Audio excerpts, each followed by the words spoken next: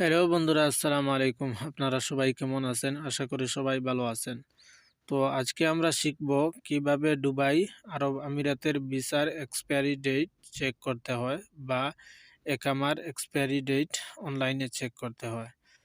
তো চলুন আমরা কথা না বাড়িয়ে চলুন দেখে আসি কিভাবে চেক করতে হয়। আরেকটা কথা বন্ধুরা, আপনারা যারা আমার চ্যানেলটা সাবস্ক্রাইব করেন নাই, প্লিজ আমার চ্যানেলটা সাবস্ক্রাইব করবেন এবং পাশের বেল বাটনটা বাজিয়ে দিবেন, যাতে নিত্য নতুন ভিডিও আসলে সবার আগে আপনি দেখতে পারেন।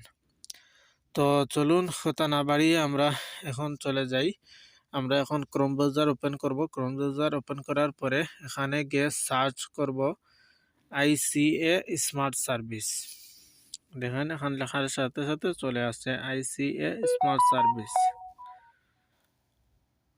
তো এখন দেখেন আমার সামনে একটা ওয়েবসাইট আসছে আইসিপি স্মার্ট সার্ভিস। আইসিএ লিখতে পারেন, আইসিপি লিখতে পারেন। তো আইসিপি স্মার্ট সার্ভিস এটাতে প্রবেশ করব আমরা। প্রবেশ করার পরে আমাদেরকে একটা পেজের মধ্যে নিয়ে নিল।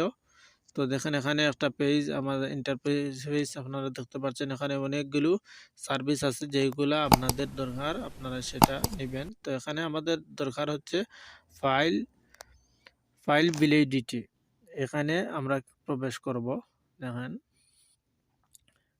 প্রবেশ করার পরে আমাদের সামনে একটা ইন্টারফেস বা পেজ চলে আসছে, দেখতে পাচ্ছেন। তো আপনারা এখান থেকে ফাস্টফুডের মাধ্যমে করতে পারেন, ভিসা চেক করতে পারেন, অথবা একামা নাম্বার দিয়েও ভিসা চেক করতে পারেন, ডেট চেক করতে পারেন। তো আপনারা যে সবুজ চিহ্ন যেটা আছে এটা ওই দিক থেকে ওই দিকে নেবেন। যেমন ফাইল থেকে ওই সাইডে নেবেন আর রেসিডেন্সি এখানে রাখবেন। তো রাখার সাথে সাথে আপনারা যারা পাসপোর্ট দিয়ে চেক করতে চান এখানে তখন পাসপোর্ট নাম্বার, তারপরে পাসপোর্ট এক্সপায়ারি ডেট আর ন্যাশনালিটি বাংলাদেশ দিয়ে এখানে ক্যাপচা কোড দিয়ে সার্চে ক্লিক করলে আপনার সব চলে আসবে।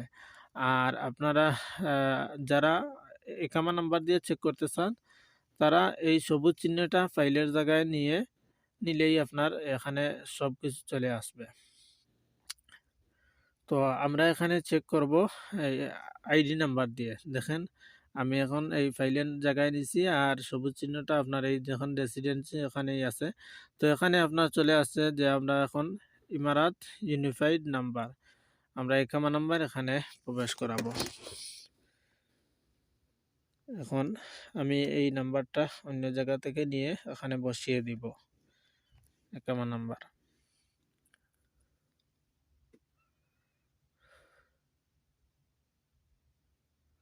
তো বসানোর পরে এখন ন্যাশনালিটি বাংলাদেশ দিয়ে দিব, সিলেক্ট করে বাংলাদেশ।